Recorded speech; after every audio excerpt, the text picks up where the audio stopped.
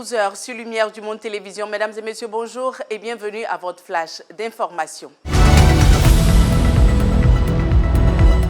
En République démocratique du Congo, l'opposition refuse de tourner la page de la présidentielle du 20 décembre dernier et réclame toujours l'annulation des différents scrutins malgré la confirmation de la victoire du président Félix-Antoine Tshisekedi par la Cour constitutionnelle. À Bukavu, dans le sud Kivu, les avis divergent. Alors que Félix Tshisekedi prête serment ce samedi, les élections du 20 décembre en RDC restent contestées à Bukavu, dans le sud Kivu.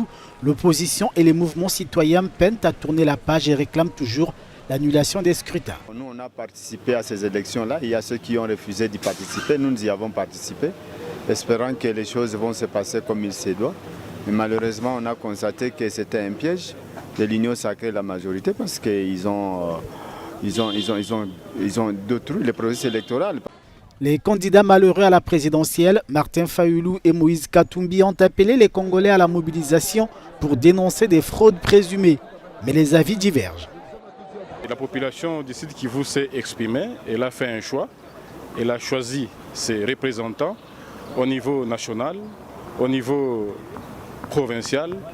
Et pour la première fois, et d'ailleurs nous félicitons le chef de l'État pour ça, et la CENI, d'avoir permis l'organisation des élections municipales. Ce scrutin était très attendu par la population du Sud Kivu.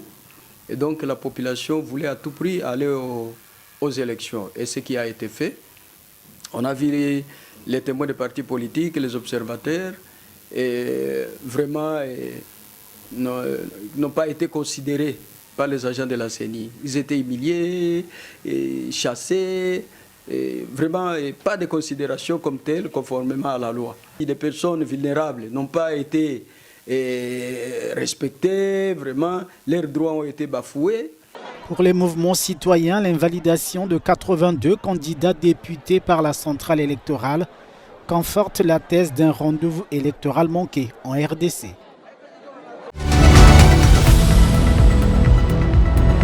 Le Nigeria et la Guinée équatoriale assurent leur point à la Coupe d'Afrique des Nations 2023 à Abidjan. Les Super Eagles ont battu les éléphants de Côte d'Ivoire à 1-0, tandis que la sélection équato-guinéenne l'emporte à 4-2 face à la Guinée-Bissau. En Haïti, le quartier de Solino, dans le sud de Port-au-Prince, la capitale haïtienne, ainsi que d'autres zones sont en proie à la violence des gangs depuis dimanche 14 janvier. Jeudi, des témoins ont affirmé que plusieurs personnes avaient été tuées. Pour se protéger, des habitants ont érigé des barricades un peu partout dans la capitale et ses environs. Un mot de religion pour terminer ce flash d'information. Partagez un moment convivial avec des hommes politiques afin qu'ils connaissent mieux les églises libres. Voici l'objectif de la rencontre de l'Alliance évangélique d'Autriche avec les politiciens autrichiens qui s'est tenue le 10 janvier à Brno en Autriche.